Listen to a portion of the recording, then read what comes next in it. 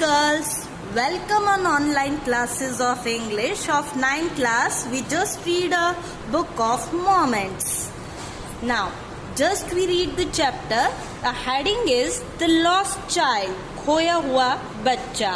Again I repeated the students, The Lost Child, खोया हुआ बच्चा. Now just read it. A child goes to a fair with his parents. He is happy and excited and wants the sweets and toys displayed there. A child goes to a fair means एक छोटा सा बच्चा जो था with his parents यानी वो अपने माता पिता के साथ एक मेले में गया था.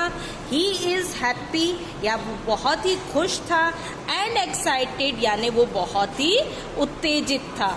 And wants the sweets and toys और वो क्या चाहता था उस मेले में से लेने के लिए?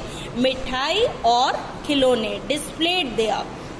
But his parents don't buy them for him. लेकिन उसके जो माता पिता थे वो उसको बाई कराना यानी उसको खरीदना नहीं चाहते थे, नहीं दिलाना चाहते थे. And why then does he refuse when someone else offers them to him? और वो इसी तरीके से रिफ्यूज करता हुआ उन चीजों को छोड़ता हुआ आगे बढ़ता गया. It was the festival of springs. यह एक बसंत का त्योहार था. From the wintry shades of narrow lanes and alleys emerged a gary-clad humanity. इसका जो वातावरण था बहुत ही सुंदर था.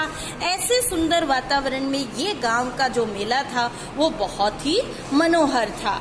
Some walked, some rode on horses. कुछ चल रहे थे, कुछ जो पैदल चल रहे थे, उनके साथ ही कुछ ऐसे थे जो घोड़े की सवारी भी कर रहे थे. Others sat, कुछ बैठे हुए थे.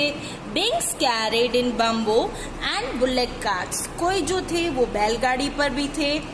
One little boy ran between his father's leg. तभी अचानक से छोटा सा बच्चा जो है अपने पिता के जो पाँव के बीच में से दौड़ता हुआ वहां से आया.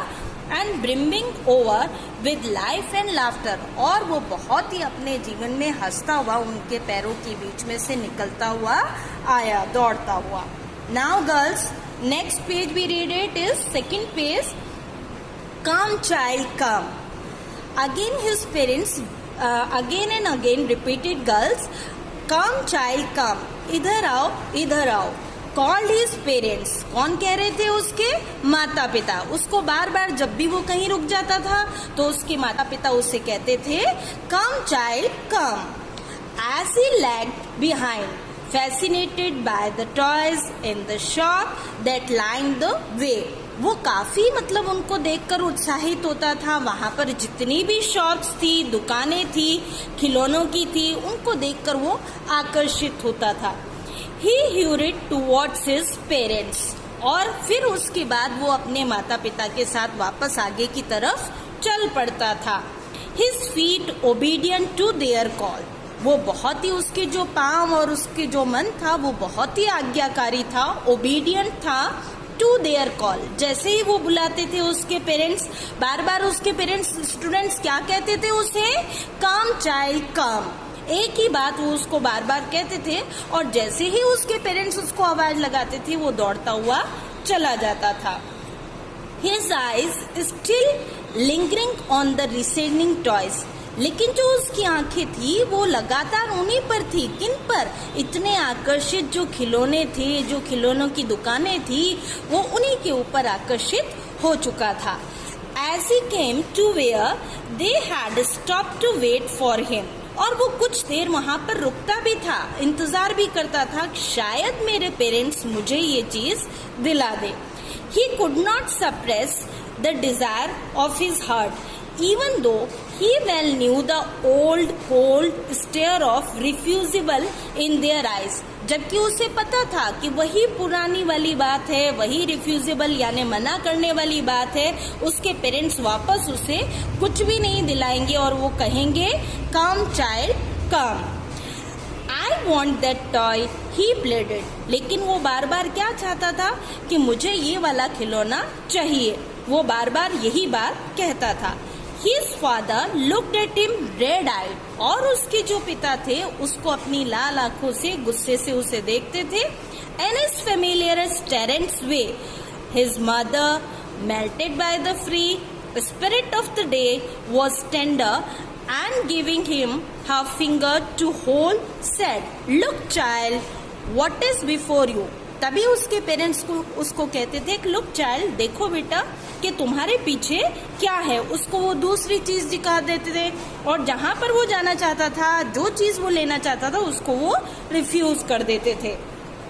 It was a flowering mustard fields and pale like melting gold. वहां पर सुनहरे सरसों के खेत थे जो पीले जैसे दिखाई देते थे, जैसा जो सोना, जो गोल्ड है, सोना जैसे मेल्टिंग गोल्ड, यानी जो सोने का कलर जैसा होता है, रंग जो होता है, वैसे ही उसकी लहराती हुई सरसों की खेती थी। And as it swept across miles and miles of even land, और कितनी ही मीलों दूरी तक ऐसा ही उसे वो नजर आ रही थी। सरसों के खेत जो थे वो लहराते हुए नजर आ रहे थे। Now students, we stop this video and like this.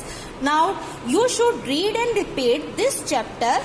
First, it was our introduction chapters and you like to read it again and again. My homework is given to you students that you should learn and read this chapter again and again. Okay girls, thank you. सोना जैसे melting gold, यानी जो सोने का colour जैसा होता है, रंग जो होता है, वैसे ही उसकी लहराती हुई सरसों की खेती थी। And as it swept across miles and miles of even land, और कितनी ही मीलों दूरी तक ऐसा ही उसे वो नजर आ रही थी। सरसों के खेत जो थे वो लहराते हुए नजर आ रहे थे। Now students, we stop this video and like this. Now you should read and repeat this chapter. First, it was our introduction chapters and you like to read it again and again. My homework is given to you students that you should learn and read this chapter again and again. Okay girls, thank you.